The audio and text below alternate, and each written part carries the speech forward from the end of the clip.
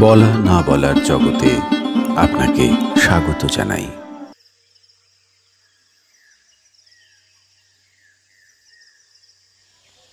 দেওয়া তো হলো না গো মা, দেওয়া তো হলো না গো মা, তোরই রাঙা পায় রক্ত জবা শুকিয়ে গেল অযতনে। তুমি যে জীবনী শক্তির উদ্ভাস নিজের শরীরের মধ্যে, ধরো মদ বা আমার কেমন যেন মনে হচ্ছে যেরকম আমরা তালবাদ্য ব্যবহার হয় সঙ্গীতে, যে একটা সঙ্গীত তৈরি হয়, তালবাদ্য যখন ভেতরে ঢোকে তখন তার জীবনী শক্তি বেড়ে ওঠে। তো এখানেও যেন সেরকমভাবে যে ওই বাইরের থেকে স্টিমুলেটর যদি বলা যায়, সেইভাবে ঠিক তাই আমাকে উদ্বুদ্ধ করছে বা আমাকে উদ্ভাসিত করছে। তন্ত্র সাধনায় আমরা পশ্চাচার, বীরাচার বা দিব্যাচার এর কথা আমরা পাই। তো তুমি যদি সেই সম্বন্ধে আমাদের কিছু বলো। আসলে এই তিনটে হচ্ছে মানে আমাদের যেরকম থাকে না মাধ্যমিক, উচ্চ মাধ্যমিক, স্নাতক, ব্যাপার ঠিক সেরকম। জন্ম থেকে মানুষ পশুর প্রবৃত্তিতে অভ্যস্ত। পশুর খিদে পায়, মানুষেরও পায়। পশু যখন তখন খেয়ে ফেলছে, যা খুশি তাই খেয়ে ফেলছে, মানুষও তাই করছে। পশু যা যা করে মানুষ তাই তাই করে, এর মধ্যে কোনো অসুবিধে নেই। তন্ত্রের প্রথম ধাপটা হচ্ছে আমাদের ভিতরে যে পশুত্ব আছে, পশুত্বের যে ব্যবহার, পশুত্বের যে গুণাবলী, সেগুলোকে মেরে ফেলা। সেটা করতে গেলে যে পদ্ধতিটার মধ্যে দিয়ে যেতে হয় তাকে বলে পশ্চাচার, অর্থাৎ পশুর মতন আচার ব্যবহার করা। সেটার থেকে উঠে যেতে হবে। যেমন নাভির নিচে থেকে মানুষেরও যা কাজ, পশুরও তাই কাজ, একই কাজ। নাভির ওপর থেকে মানুষের উত্তরণ হয়। পশু একটা নির্দিষ্ট জায়গায় থেমে যায়, হাতি কিছু আবিষ্কার করতে পারেনি, মানুষ রকেট আবিষ্কার করে ফেলেছে। ওইখানে পশুর সঙ্গে মানুষের তফাৎ।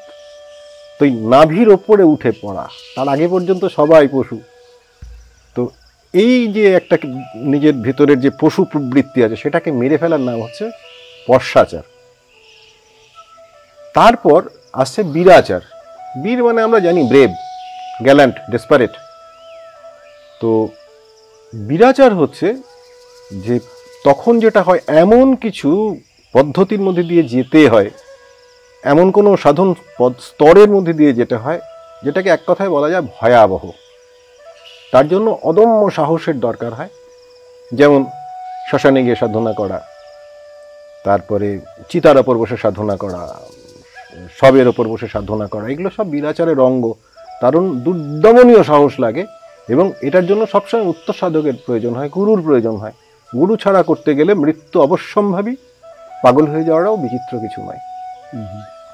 এই যে সাহসিকতার সঙ্গে এগিয়ে যাওয়া, নির্জন ভয়ঙ্কর শ্মশান, সেখানে বসে বসে আমি মায়ের নামটা জপ করছি। শ্মশান কেন, এটা দেবালয়ও তো হতে পারত। এটা আগমতন্ত্র ফট করে নিয়ে চলে এলো শ্মশানটা। তার একটাই মাত্র কারণ, মানুষকে বুঝিয়ে দেওয়া যে তোমার আলটিমেটটা কি, যেতে তোমাকে হবেই। তো সুতরাং তুমি সেখান থেকে শুরু করো। এটা আমরা সবাই জানি, বলিও যে জন্মেছি যখন মরতে তো হবে, এটা আমরা বলিও। কিন্তু কজন মন থেকে বলি? এটা বলতে গেলেও সাহসের দরকার।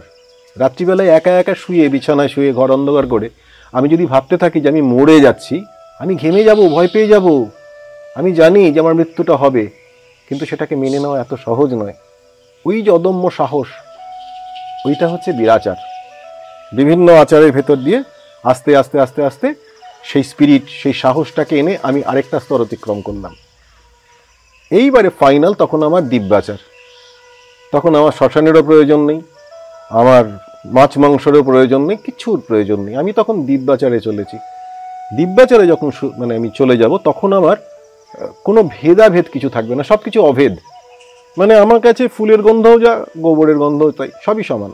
ওখানেও ঈশ্বর আছেন, এখানেও ঈশ্বর আছেন, আমি আর আলাদা আলাদা কিছু করতে হচ্ছে। এই যে আমাকে অভেদের শিক্ষা দেওয়া, এবং সব কিছুর মধ্যে আমার ঈশ্বর দর্শন হচ্ছে, মাতৃ অনুভূতি হচ্ছে, আমি যেখানে হাঁটছি আমার সেগুলো অনুভূতি আসছে, এগুলো হচ্ছে দিব্যাচার। অর্থাৎ খুব স্বর্গীয় একটা আচার আমি তখন করছি। তখন আমার সমস্ত কিছুর পরিবর্তন, মানসিকতার পরিবর্তনের সঙ্গে সঙ্গে মনের গতিক পরিবর্তন হয়ে যাওয়ার সঙ্গে সঙ্গে আমার আচার ব্যবহার পরিবর্তন হবে, আমার মুখমণ্ডলের পরিবর্তন হবে, আমার গাত্র গন্ধ গাত্র বর্ণের পরিবর্তন হবে, এগুলো হবে, এগুলো হয়। এটা হচ্ছে দিব্যাচার তন্ত্রের শেষ স্তর। এরপরে আর কিছু নেই। দিব্যাচারে যিনি সিদ্ধ হয়ে গেলেন তিনি তখন কৌল সাধক।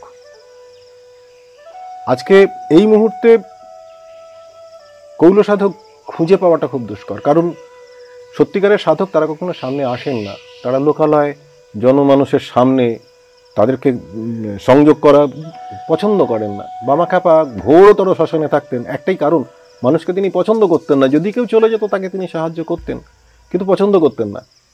ঠিক উল্টো দিকে ঠাকুর রামকৃষ্ণদেব, তার কাছে প্রচুর মানুষ আসতো, কিন্তু তবুও তিনি কিন্তু একটা আড়াল রেখেই দিতেন।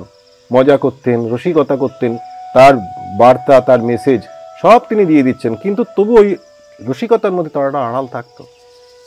কেউ তাকে ইয়ার ভাবতো না, সবাই তাকে গুরু হিসাবেই মানতেন। এই এক একটা মানুষের যে এই যে জায়গাগুলো, শিক্ষাগুলো, দিব্যাচার, তিনি তো চলে গেছেন, তার কাছে সবই সমান, ভেদের কিছু ব্যাপার নেই। তো সে কারণে এই এক একটার পর এক একটা স্তর যদি উত্তীর্ণ না হতে পারে, তার দ্বারা আর যাই হোক তন্ত্র সাধনা হবে না। দিব্যাচার পশ্চাচার উত্তীর্ণ না হতে পারলে জীবনে করে বিরাচারে ঢুকতে পারবে না। যদি ঢোকেও সাহস করো তাহলেও তার কোনো লাভ হবে না, কারণ পুরোটাই হবে একটা মাস্টারের আন্ডারে, একজন গুরুর আদেশে, গুরু সামনে বসিয়ে দেখাবেন। কারণ বিরাচারে যেটা হয়, যখন একটা মানুষ একটা চিতার ওপরে বসে সাধনা করছেন, তার ইষ্টমন্ত্র বীজ জপ করছেন, তখন তার অদ্ভুত কিছু অনুভূতি হয় যেগুলো প্রকাশ করা যায় না, যেগুলো প্রমাণ করা যায় না। যেমন আমি কি স্বপ্ন দেখেছি সেটা আমি বললে কেউ শুনতে পারে, কিন্তু প্রমাণ করা যায় না যে ওই স্বপ্নটাই আমি দেখেছি। তো ঠিক একই রকমভাবে কি শব্দ আমি কানে শুনছি, আমি ছায়া ছায়া কি চোখের সামনে দেখছি, আমি কিচ্ছু প্রমাণ করতে পারবো না। আমার বডি ল্যাঙ্গুয়েজ প্রমাণ করে দেবে যে আমি প্রচণ্ড ভয় পাচ্ছি। আমার পেছন থেকে আমার গুরু তখন আমার অভয় দেবেন, আমি আছি, ভয় নেই, এগিয়ে চলো। ওই সাহস, ওই ইন্সপিরেশন আমাকে সামনে নিয়ে যাবে, ওই বাধাটা টপকাবে। এগুলো মুখোমুখি হতে হয়। পশ্চাচারের ক্ষেত্রে প্রচুর প্রলোভনের মুখে পড়তে হয়। সামনে মদ সাজানো আছে, ভাত সাজানো আছে, মাংস সাজানো আছে, তখন আর মনে হয় না গুরুর নির্দেশ মতন গুরু যা বলছেন ততটুকুই খাই, তখন মনে হচ্ছে আছে খেয়ে নি। কত না আমার অবশ্যম্ভাবী, কেউ ঠেকাতে পারবে না, কারণ আমি প্রবৃত্তির বাইরে বেরোতে পারছি না। অন্নময় কোষ, আমি ঈশ্বরময় ভাবতেই পারছি না, যা দেখছি তার মধ্যে শুধু খাবার দেখতে পাচ্ছি। সকাল থেকে রাত্রি পর্যন্ত শুধু খাবারের চিন্তা, কি খাবো আর কি খাবো, ঈশ্বর চিন্তা হবে কোথায়? তো এই অন্নময় কোষ, সেখান থেকে একটা ট্রান্সফরমেশন হবে, ওপরে উঠতে হবে। সেখান থেকে হবে জ্ঞানময় কোষ, যে তখন আমি একটু জ্ঞানের অন্বেষণ করছি। আমার অন্নময় কোষের সংখ্যা কমে গেছে, আমার শরীরে জ্ঞানের কোষের সংখ্যা বাড়ছে, আমি জ্ঞানের পিছনে দৌড়চ্ছি। তারপরে যখন জ্ঞান হয়ে যাবে, তখন হয়ে যাবে প্রাণময় কোষ, আমি সব কিছুর মধ্যে প্রাণ দেখতে পাবো। ফাইনালি প্রাণ দেখতে দেখতে যখন আমি উপলব্ধি করব গাছটাও জীবিত, মানুষটাও জীবিত, পাখিটাও জীবিত, এবং আমি যাকে আপাত দৃষ্টিতে ভাবছি এই একটা ঘাট, পুকুর কি নদীর ঘাট, কি একটা সিঁড়ি, কি একটা চেয়ার, কি একটা টেবিল, এগুলোর মধ্যে আমি যখন প্রাণ দেখতে পাচ্ছি, আমার মনে হচ্ছে না জড়। তার একটাই মাত্র কারণ, এদের যেমন সৃষ্টি হয়েছে এদেরও বিনাশ আছে, ওটাই তার কাছে মৃত্যু। তা আমি ওর মধ্যেও প্রাণ দেখতে পাচ্ছি। তখন আমার প্রাণময় কোষ ভর্তি শরীরে। যখন আমি সব কিছুর মধ্যে প্রাণ দেখতে পাচ্ছি, কাউকে আঘাত করতে পারছি না, প্রাণ আমি তাকে সার্ভিস দেওয়ার চেষ্টা করছি, এই ফিলিংটা যখন পূর্ণ মাত্রায় চলে হবে, তখন হয়ে যাবে আনন্দময় কোষ। আমার পৃথিবী আনন্দময়, আমার জীবনে যন্ত্রণা নেই, কষ্ট নেই, দুঃখ নেই। এটার জন্য প্রয়োজন দিব্যাচারের। এই যে এতগুলো কোষ টপকাতে হবে পশ্চাচার থেকে দিব্যাচার পর্যন্ত। দিব্যাচারে পৌঁছে যেই মুহূর্তে আমার শরীরের সমস্ত কোষ প্রাণময় হয়ে যাবে, আনন্দময় হয়ে যাবে, ব্যাস আমার সাধনা, আমার সিদ্ধি, আমার সব। এই যে বড় বড় সাধক যারা, কিন্তু আরো একটু আগে বিজয়কৃষ্ণ গোস্বামী, তাদের কথা যখন পড়ি, তাদের সাধনার কথা যখন পড়ি, তাদের সঙ্গে তাদের মেলাতে পারছি না কোথাও।